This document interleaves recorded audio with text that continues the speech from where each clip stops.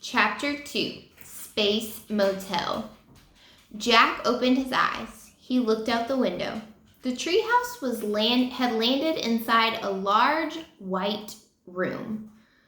"What kind of training place is this?" asked Annie. "I don't know," said Jack. The room was round. It had no windows. It had white floors and a curved wall lit by bright lights. "Hello," Annie called. There was no answer. Where were all the astronauts and the space scientists? Jack wondered. "There's nobody here," said Annie. "How do you know?" said Jack. "I just feel it," said Annie. "We better find out where we are," said Jack. He looked at the page in the moon book. He read the words below the picture of the dome. A moon base was built on the moon in the year 2031. The top of the dome slides open to let spacecrafts enter and leave.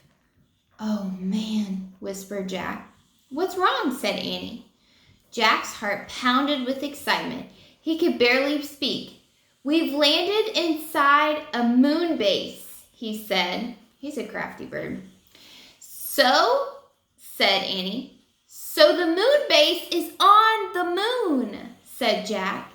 Annie's eyes widened. "We're on the moon?" she asked. Jack nodded.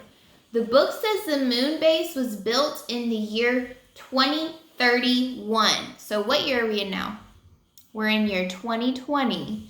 So if this is year 2031, that hasn't even happened yet."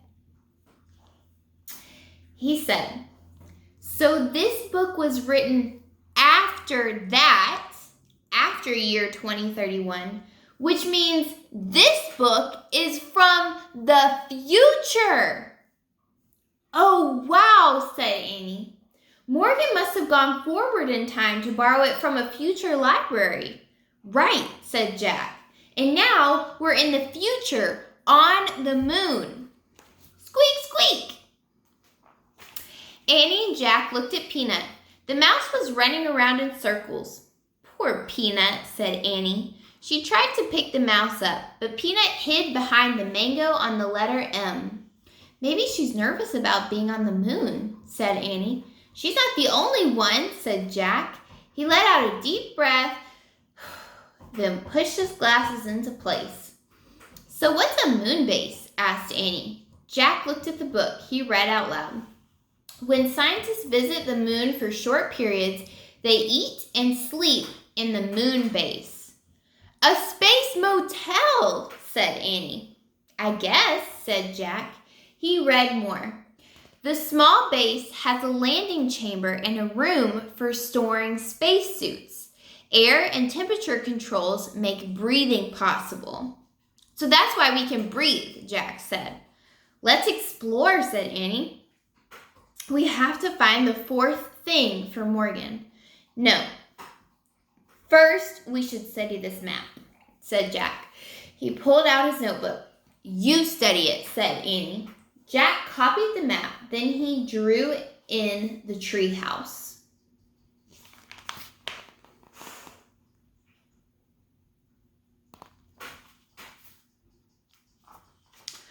"Okay," he said. He pointed at an X in his drawing. "We're here."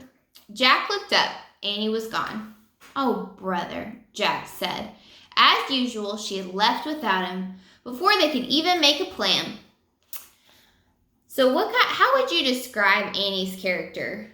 Like, when you think about Annie, how do you describe her? Because Jack is kind of more calm and he thinks before he does things. How would you describe Annie's character? Jack put the moon book and pencil into his pack. Carrying his notebook and backpack, he started out the window. Squeak, squeak! Jack looked back at Peanut. The mouse was running back and forth on the M.